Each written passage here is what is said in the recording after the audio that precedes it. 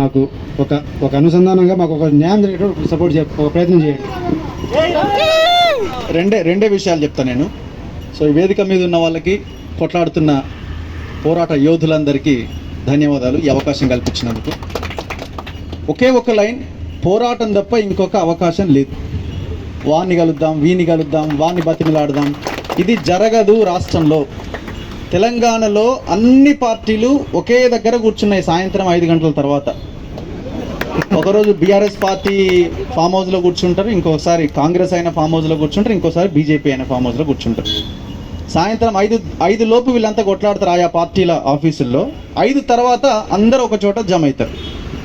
ఆ జమ ఏమేమి సంపాదించాలి, ఇవాళ జేబులలో ఏం నిండింది, రేపొద్దున ఏం చేద్దాం, ఈ ఎజెండాతో ఉంటారు. సో పోరాటం తప్ప వాళ్ళని మనము పొలిటికల్గా ఖతం చేస్తున్నామనే ఆలోచన వచ్చినప్పుడే నిర్ణయం తీసుకుంటారు. ఇది మనం గుర్తుపెట్టుకోకపోతే ఉపయోగం లేదు. సో ఇది శాంతియుతంగా ఎట్లా చేయాలి అని అంటే ఒకటే ఒక మార్గం, మన చేతిలో మొబైల్ ఉంది, ఆ మొబైల్ ఒక AK-47తో సమానం. దీన్ని మనం మన పోరాటానికి ఒక ఆయుధంగా ఎలా ఉపయోగించాలి అన్న దాని మీద మనం దీని మీదనే ఒక రౌండ్ టేబుల్ పెట్టాలి. అసలు ఈ ఫోన్ ఎట్లా వాడాలన్న దాని మీదనే ఒక డిబేట్ చేయాల్సిన అవసరం ఉన్నది. సో మనం పూర్తిగా దీన్ని వేరే రకాలుగా వాడుతున్నాం. మనం ఒక వీడియో చేయొచ్చు, ఒక సోషల్ మీడియా పోస్ట్ పెట్టచ్చు. సో ఈ రకంగా మనం పోరాటం చేసినప్పుడే సమస్యకి పరిష్కారం దొరుకుతుంది. ఒకే ఒక్క పాయింట్, ఈ రాజకీయ పార్టీలని నిరుద్యోగులు ఓడించబోతున్నారు అని ఎప్పుడైతే ప్రభుత్వానికి ఒక అంచనాకు వస్తారో అప్పుడు నిర్ణయాలు వస్తాయి. సో రేవంత్ రెడ్డిని కూడా మనం అడిగేది, ముఖ్యమంత్రిని, 2 అంశాలకి ఆయన క్లారిటీ ఇవ్వాలి. ఒకటి, ఎన్నికలకు ముందు ఆంధ్రజ్యోతిలో, ఈనాడులో, మిగతా పేపర్స్లో బ్యానర్గా ఒక అడ్వర్టైజ్మెంట్ ఇచ్చారు కదా, దీని మీద నీ సమాధానం ఏంది, ఎన్ని ఉద్యోగాలు ఇచ్చినామని ఒక వైట్ పేపర్ రిలీజ్ చేయమని అడగాలి. రెండోది, గత ప్రభుత్వంలో ఇచ్చిన నోటిఫికేషన్లకి ఎన్ని కంప్లీట్ చేశారు, మీరు ఎన్ని నోటిఫికేషన్లకు అవకాశం ఇచ్చారు, ఇచ్చిన నోటిఫికేషన్లన్నీ ఎన్ని ఉద్యోగాలు కల్పించారు, ఒక వైట్ పేపర్ రిలీజ్ చేయండి. ఈ 2 డిమాండ్స్ పెట్టాలి. 3వ డిమాండ్, ఖచ్చితంగా ప్రభుత్వ ఉద్యోగాలు అందరికీ ఇవ్వలేరు. ఓకే, బాగానే ఉంది. మరి ప్రైవేటు రంగంలో ఉద్యోగాల సంగతి ఏంది? అసలు దాని మీద ఏమన్నా కార్యాచరణ ఉన్నదా?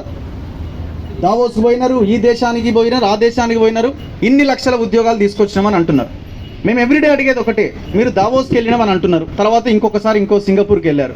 మరి దావోస్లో వెళ్ళిన దానికి ఎన్ని MOUలు కుదుర్చుకున్నారు, ఎన్ని ఉద్యోగాల మీద ఎన్ని ఉద్యోగాలు ఇస్తారని సంతకాలు చేశారు, ఆ కంపెనీ ఏ పొజిషన్లో ఉంది?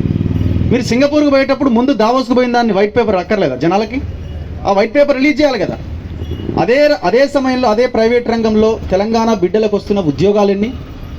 ఏమనంటే స్కిల్ యూనివర్సిటీ పెట్టినామని అంటున్నారు. అరే ఇవాళ కనీసం తెలంగాణ యువతకి, ఇప్పుడు మీరు ప్లంబర్ కావాలని ఒక అర్బన్ క్లబ్ దాంట్లోకి వెళ్ళి కొట్టండి, మీ ఇంటికి ఏ బీహారో యూపీ నుంచే వస్తుంటాడు పనిచేసేవాళ్ళు.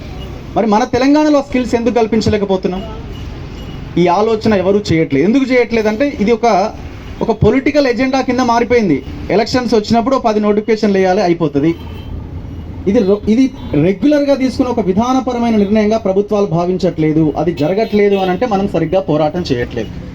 ఎక్కడ మనం ఫెయిల్ అవుతున్నామో మనం ఒక్కసారి గమనించి అడుగు ముందుకేయాల్సిన అవసరం ఉంది. సో ఇది నేను ఇస్తున్న ఒక చిన్న నా వైపు నుంచి చెప్తున్న మాట. ఖచ్చితంగా మీ పక్షాన మన తొలి వెలుగు, నాతో పాటు ఉన్న మిగతా ఛానల్, సోషల్ మీడియా టీం అంతా కూడా మీ పక్షాన పోరాటం చేస్తుంది. ఇందులో మేము 100% ఏదేమైనా సరే. ధన్యవాదాలు. Thank you.